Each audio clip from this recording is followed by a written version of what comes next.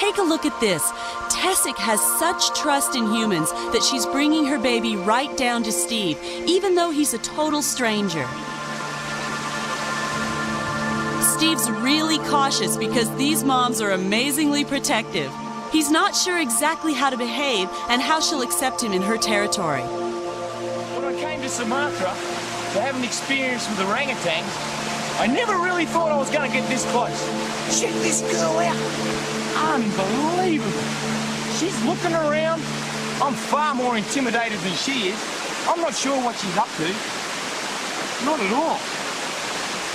But she's got a little baby with her. Isn't she just beautiful?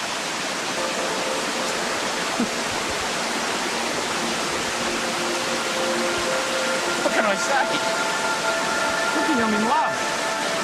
I'm falling in love with another woman. I've had some wildlife encounters in my life, but the emotions that I felt in my heart, I was nearly crying. To get this close and be loved on by this beautiful, absolutely gorgeous mummy orang was such a touching experience.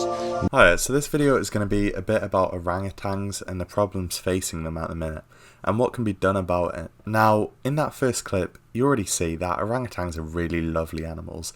They are, like, so close to people, it's pretty remarkable. They're almost just like us. They share 97% of their DNA with us. They're really the closest thing to people on Earth, other than actual other people. And I think it's absolutely terrible that an animal that's so close to people can be treated so inhumanely by people. And in this video I'm going to focus on one of the key things on how they're mistreated, and that is going to be about the orangutan trafficking trade. So in that first clip you saw there was a mother orangutan with her child, and I think this is honestly one of the most heartbreaking things that can happen to any animal, but it's especially sad when it happens to orangutans considering how human-like they are. And what happens in these sort of situations, oftentimes the mother orangutan is shot and killed, and the baby orangutan is taken and it's shipped off to a different country where it is viewed as an exotic pet. Now this is a disgusting practice that is done by a lot of criminal gangs in this sort of region, and it's something that needs to be fixed, and there has been some efforts to fix it already. So over 1,000 orangutans every year are being smuggled across borders to become things like pets. Oftentimes they might get used in, there's a lot of orangutan boxing in certain Southeast Asian countries, which I think is just as disgusting. It's like dog fighting almost. And because of this, because of the huge numbers of orangutans and things like that are being taken from their homes, some Southeast Asian countries have begun collaborating with each other to try and crush the smuggling gangs that actually traffic them across these borders and take them from their habitats. Now, while it sounds like a good thing on paper, it has not been that effective. Between 1993 and 2016, only 440 orangutans have actually been caught being smuggled, which, considering probably during that time there might have been something like 20,000 orangutans smuggled, it's a very low percentage already.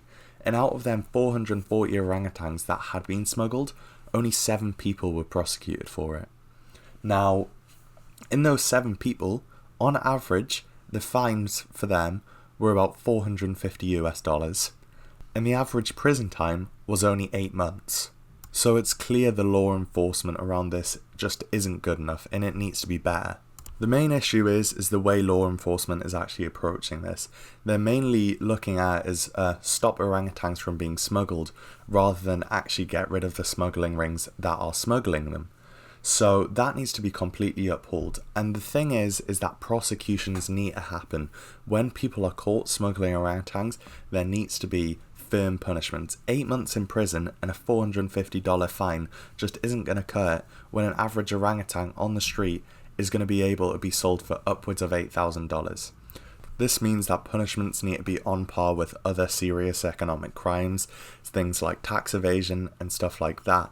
So I'm talking years in prison, thousands of dollars, if not more than that, in fines need to be given out, and these smuggling rings actually need to be dismantled. Along with that, there also needs to be an effort to actually save orangutans who have already been smuggled.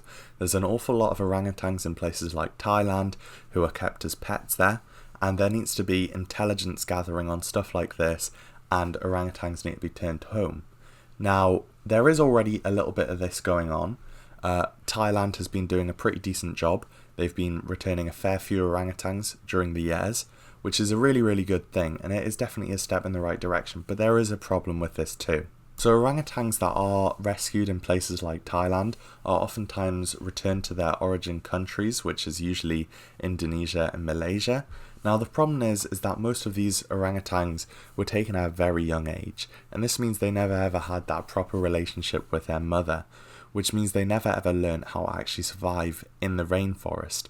Orangutans spend around 8 or something years like that, living with their mother, trying to learn how to survive in a very, very hostile ecosystem, something that's very complex. And without that education that they completely missed out on, they would not survive in the rainforest. Thankfully, there is a solution to this problem, and it's usually things like rehabilitation facilities in places like Indonesia and Malaysia. Now, these facilities, I think, are doing some absolutely incredible work. They're fully aimed at allowing orangutans to be reintroduced and be able to survive on their own in the rainforest. And this usually comes in the form of teaching them, using human caretakers to give them lessons that they might need to survive in the rainforest. So these might be things like how to open certain fruits, how to be scared of snakes, how to navigate the canopy, all of that sort of thing that are really, really important that orangutans should have learned from their mother. They are able to learn that from humans. Now, obviously this is a bit of like a temporary fix to a problem that needs to be fixed.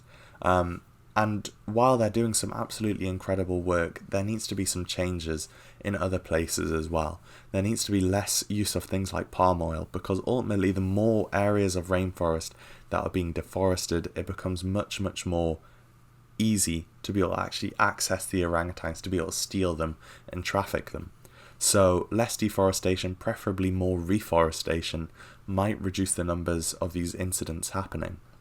So if you're looking for an action that you can take at home, things like using less palm oil, or if you're buying things like timber, try and buy it from more responsibly sourced areas and not some random rainforest in Indonesia or Malaysia. So there's things you can do, and those will save a lot of orangutans over time from actually dying from deforestation and also from animal trafficking. So those are the things you can do in order to actually reduce the amount of orangutans that are going to have to suffer. But also, if you're interested in these rehabilitation facilities that actually teach orangutans to be able to survive again and live on their own, which I think it's some incredible work. I've donated in the past. And if it's something you're interested in and it's something you care about, then I would encourage you to donate as well, because a lot of these charities, they're doing some incredible work, and it's giving orangutans another chance at life. So I'll leave a few links in the description to a few charities that are doing orangutan rehabilitation in the rainforest, and hopefully if it's something you care about, you might be willing to spare, a couple pound, couple dollars, whatever, something like that.